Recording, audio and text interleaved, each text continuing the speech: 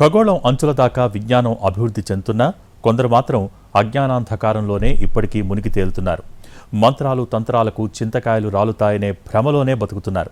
ఇలాంటి అమాయక జనాన్ని కొంతమంది కేటుగాళ్లు అడ్డంగా మోసం చేస్తూ దోచేస్తున్నారు. సరిగ్గా ఇలాంటి ఘటనే ఇప్పుడు ఏలూరు జిల్లా నూజివీడులో వెలుగులోకొచ్చింది. రైస్ పుల్లింగ్ పేరుతో కొంతమంది అమాయక చక్రవర్తులకు కేటుగాళ్లు ఏకంగా 2.5 కోట్లు టోకరా వేసి చెక్కేశారు. అంతా అయిపోయిన తర్వాత బాధితులు ఇప్పుడు న్యాయం చేయాలని పోలీసులను ఆశ్రయించారు. జనాల అత్యాసే వారి పెట్టుబడి. మోసపోయేవాడు ఉంటే ఎన్ని కథలైనా చెబుతారు.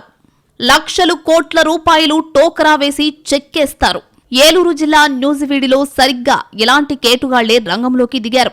రైస్ పుల్లింగ్ పేరుతో నైస్గా బుట్టలో వేశారు. కాయ్ రాజా కాయ్, ₹1,00,000 ఇస్తే ఏకంగా ₹1 కోటి వస్తాయి అంటూ నమ్మబలికారు. అలా 25 మందికి కుచ్చు టోపీ పెట్టి సుమారు ₹2.5 కోట్ల వసూలు చేసి ఉడాయించారు.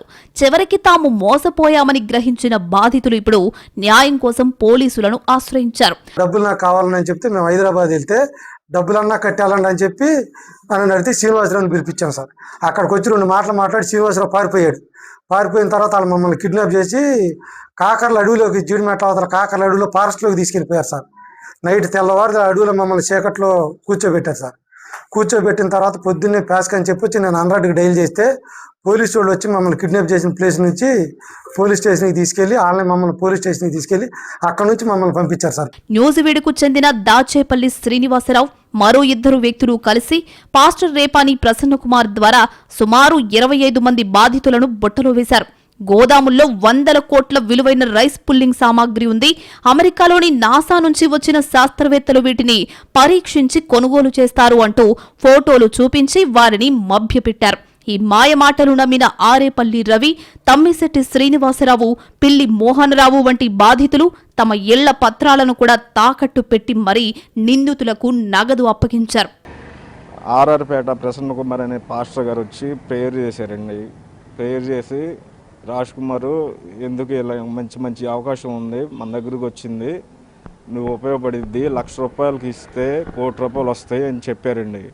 చెప్తే ఫస్ట్ 3 లక్షలు తీసుకెళ్లి హైదరాబాద్లో ఇచ్చారండి. వీరంతా కొంతకాలం వేచి చూసినా ఫలితం లేకపోవడంతో బాధితులు తమ డబ్బు తిరిగివ్వాలని నిందితులను నిలదీశారు. అయితే నిందితులు మాత్రం డబ్బులు ఇవ్వకపోగా బాధితులను చంపేస్తామంటూ తీవ్ర స్థాయిలో బెదిరింపులకు దిగారు. ఈ ఆర్థిక మోసం, మానసిక ఒత్తిడి తట్టుకోలేక బాధితుల కుటుంబాల్లో 2 వ్యక్తులు మనస్తాపంతో మరణించినట్లు తెలుస్తోంది. నిందితులు చాలా చాకచక్యంగా పరిచయస్తుల ద్వారానే ఈ నెట్వర్క్ నడిపి అందరినీ నిలువున ముంచేశారు.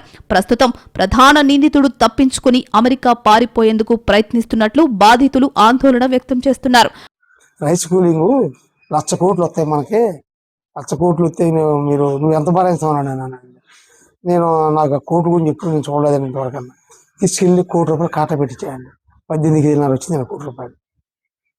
నువ్వు ఈ 6 కోట్లు పెట్టాలంటే బ్లాక్ మనీ ఇది, నువ్వు బ్యాంక్కి వెళ్ళి మాట్లాడే బ్యాంక్ మీద ₹1 కోటి 30 లక్షలు ట్యాక్స్ పడుతున్నాడు ఆయన. అది కూడా మాట్లాడేవాడిని. అన్నీ రెడీ చేసుకుని చెంబులు మార్చామన్నాడు, చల్లపోను అన్ని చెంబులు తీసేసానండి. నేను కొత్త వేసుకున్నా.